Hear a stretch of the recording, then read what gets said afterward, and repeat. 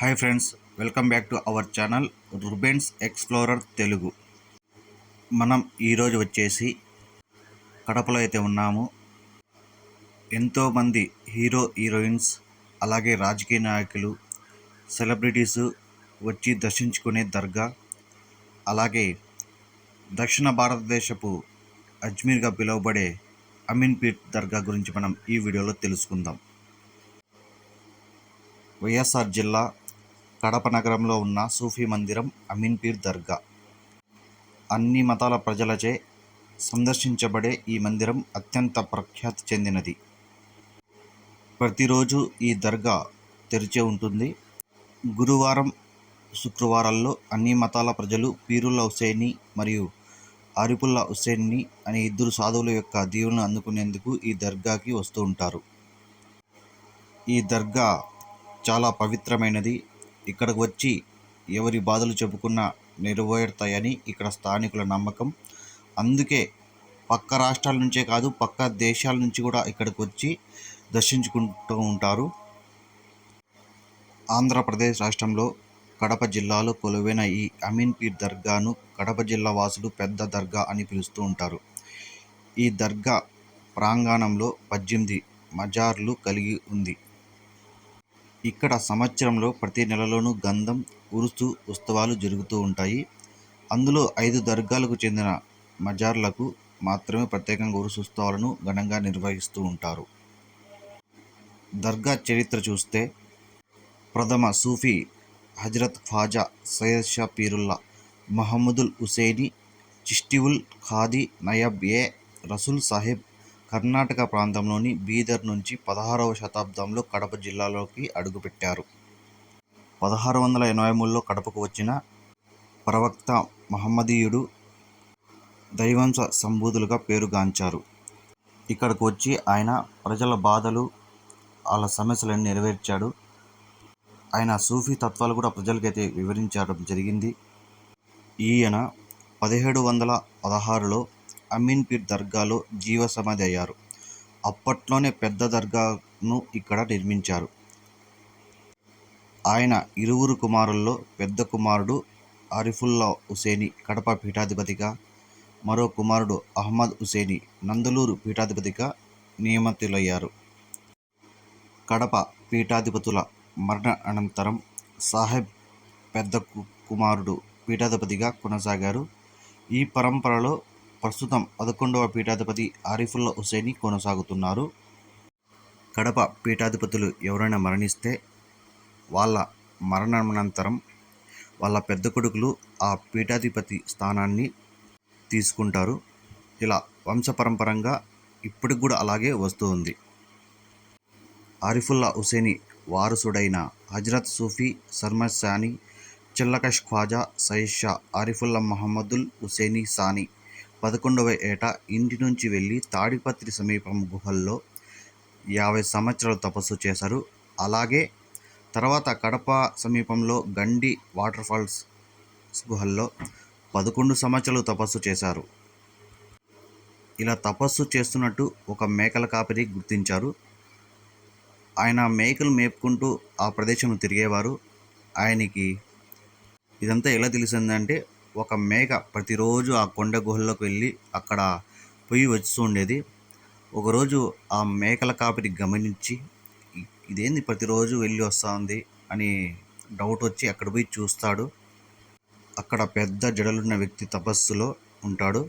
వెంటనే ఆ గొర్రెల కాపరి వచ్చాడని ఆ తపస్సు చేసిన ఆయనకి తెలుస్తుంది. అప్పుడు ఆ గొర్రెల కాపరికి, నేను ఇక్కడ ఉన్న విషయం ఎవరికి చెప్పొద్దు, అలా ఎవరికైనా చెబితే నీకే సమస్యలు వస్తాయని చెప్పడం వల్ల, అలాగే స్వామి, నేను ఎవరికి చెప్పను, కానీ నా మేక ప్రతిరోజు ఇక్కడికి ఎందుకు వస్తూ ఉందని ఆ స్వామిని అడుగుతాడు.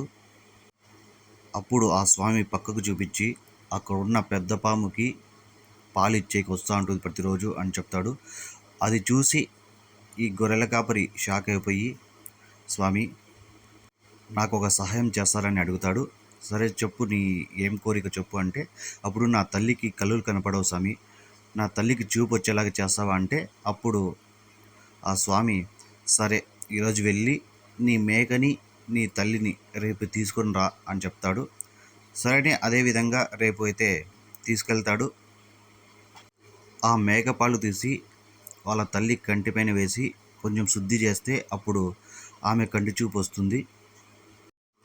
ఆ రోజు నుంచి కడప దర్గాలో జరిగే ఉరుసు ఉత్సవానికి ఆమె వస్తుందని, ఉత్సవంలో స్వామి పోలికలు ఉండే ఓ మహిళ కనిపించడంతో తదేకంగా ఆమె వంక చూస్తుందని, విషయం ఏంటని ప్రశ్నించగా కొండ గుహల్లో మీలాగే ఒక స్వామీజీ ఉన్నారంటూ ఆమె వివరిస్తుందని చరిత్ర ద్వారా తెలుస్తుంది.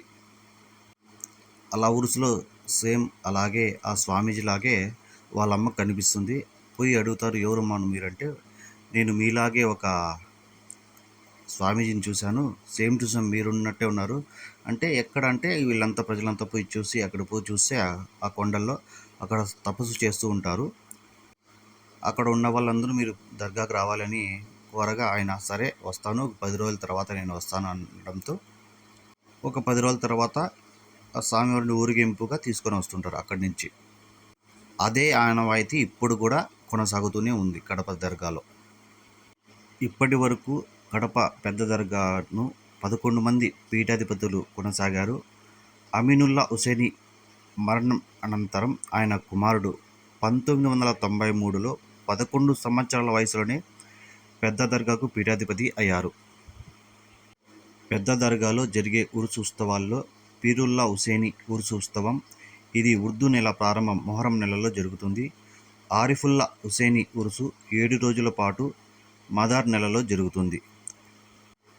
దాదా మర్షద్ అమీనుల్లా హుసేని ఉరుసు ఉత్సవం ఖాదర్ నెలలోనూ, హైదుల్లా హుసేని ఉరుసు ఉత్సవం రంజాన్ మాసంలోనూ జరుగుతూ ఉంటాయి.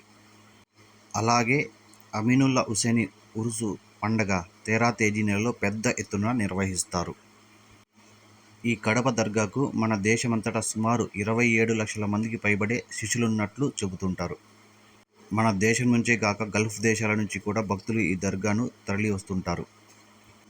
రాజకీయ నాయకులు, సినీ ప్రముఖులు అనేక సార్లు ఈ దర్గాను దర్శించుకున్నారు. కోరికలు నెరవేర్చడమే కాదు, పేద పిల్లలకి ఉచితంగా సాధారణ సాంకేతిక విద్యను కూడా అందిస్తుంది. యువతులు, మహిళలకు కుట్టు తదితర ఉపాధి శిక్షణ మార్గాలను కూడా చూపిస్తుంది. ఈ దర్గా మార్నింగ్ 5 గంటల నుంచి మధ్యాహ్నం 2 గంటల వరకు ఓపెన్లో ఉంటుంది. మళ్ళీ సాయంత్రం 3-4 నుంచి ఓపెన్ చేసి నైటు 8-9 వరకు అయితే ఓపెన్లో ఉంటుందని అక్కడ ఉన్న వాళ్ళు అయితే చెప్పారు. ఇక్కడ ఉరుసు ఉత్సవాలు ఘనంగా నిర్వహిస్తారు. ఆ టైంలో లక్షల సంఖ్యలో అయితే ఇక్కడ భక్తులు అయితే వస్తూ ఉంటారు. ఇక్కడికి సంగీత దర్శకుడు ఏఆర్ రెహమాన్, అలాగే చిరంజీవి, నందమూరి బాలకృష్ణ, అల్లరి నరేష్, నాని, అల్లు అర్జున్, రామ్ చరణ్, సాయిధరమ్ తేజ్, కళ్యాణ్ రామ్, ప్రభుదేవ, సూర్య, అనిల్ కపూర్, అక్షయ్ కుమార్, అభిషేక్ బచ్చన్, ఐశ్వర్య రాయ్, సమంత, నిహారిక కొనిదల, రజనీకాంత్, వైఎస్ జగన్మోహన్ రెడ్డి, అసదుద్దీన్ ఓవైసీ, నారా లోకేష్, చంద్రబాబు నాయుడు, చాలామంది ఇలా ప్రముఖులు, రాజకీయ నాయకులు, హీరోలు, హీరోయిన్స్ అంతా చాలామంది వచ్చి ఇక్కడ దర్శించుకు వెళ్ళారని చెబుతూ ఉంటారు. రామ్ చరణ్ గారు కూడా రీసెంట్గా వచ్చి వెళ్ళారు. ఈ దర్గాని చూడాలి అనుకున్న వాళ్ళు కడప నుంచి మనకి కడప బస్ స్టాండ్ దిగేస్తే మనకి ఒక 2-3 కిలోమీటర్స్ అయితే ఉంటుందంతే. మీకు ఆటోస్ కూడా ఉంటాయి ఇక్కడికి రావడానికి. మీరు స్టే చేయాలన్నా కూడా కడపలోనే మనకి రూమ్స్ కూడా అవైలబుల్ అయితే ఉంటాయి. మనకి ఇది కడపలో ఈ దర్గా దూరం ఏం కాదు, టౌన్లోనే ఉంటుంది, మెయిన్ టౌన్లోనే ఉంటుంది. అలాగే మీరు ఈ దర్గాని దర్శించుకొని అలాగే మళ్ళీ తర్వాత ఒంటిమిట్ట దగ్గరలోనే ఉంటుంది. కడప నుంచి ఒక 22-25 కిలోమీటర్ల దూరంలో అయితే ఈ ఒంటిమిట్ట అయితే ఉంటుంది. ఇక్కడ ప్రత్యేకం ఏమంటే ఆంజనేయ స్వామి లేని ఏకైక మందిరం ఇది. ఆ కట్టడాలు కానీ, ఆ ప్రశాంతత, ఖచ్చితంగా చూడవలసిన ఈ టెంపుల్స్లలో అమీన్పూర్ దర్గా, ఆ ఒంటిమిట్ట మనకి కడపలోనే ఉంటాయి. ఒక 20-25 కిలోమీటర్ దూరంలో అయితే ఉంటాయి. ప్లాన్ చేసుకుంటే మీరు కడపలో స్టే చేయొచ్చు, నైట్ అమీన్పూర్ దర్గాకి వెళ్ళచ్చు, అలాగే ఒంటిమిట్టకి మార్నింగ్ చూసుకొని రావచ్చు. మీకు ఎలా కంఫర్టబుల్గా ఉంటే అలాగా ప్లాన్ చేసుకోవచ్చు. చూసారు కదా కడప పెద్ద దర్గా అమీన్పీర్ దర్గా చరిత్ర గురించి. ఏమైనా చిన్న చిన్న తప్పులుంటే క్షమించండి. అలాగే ఈ వీడియో పైన మీరు ఖచ్చితంగా కామెంట్ చేయండి. మీకు నచ్చిందా నచ్చలేదా అనేది. ఏమైనా తప్పులు ఉంటే నెక్స్ట్ వీడియో పెట్టేటప్పుడు నేను సరిదిద్దుకుంటాను. ఈ సమాచారం మీకు నచ్చితే ఒక లైక్ చేయండి, అలాగే ఈ వీడియోని షేర్ చేయండి, ఖచ్చితంగా సబ్స్క్రైబ్ చేసుకోండి. మీరు సబ్స్క్రైబ్ చేసుకొని సపోర్ట్ చేస్తే ఇలాంటి హిస్టారికల్ ప్లేసెస్ గురించి ఇంకా నేను చాలా వీడియోలు అప్లోడ్ చేస్తూ ఉంటాను. ఖచ్చితంగా మీరు కామెంట్ అయితే ఖచ్చితంగా చేయాలి, మీకు నచ్చిందో లేదో అనేది. ఇక నెక్స్ట్ వీడియోలో మంచి హిస్టారికల్ ప్లేసెస్ గురించి మనమైతే తెలుసుకుందాం. బాయ్.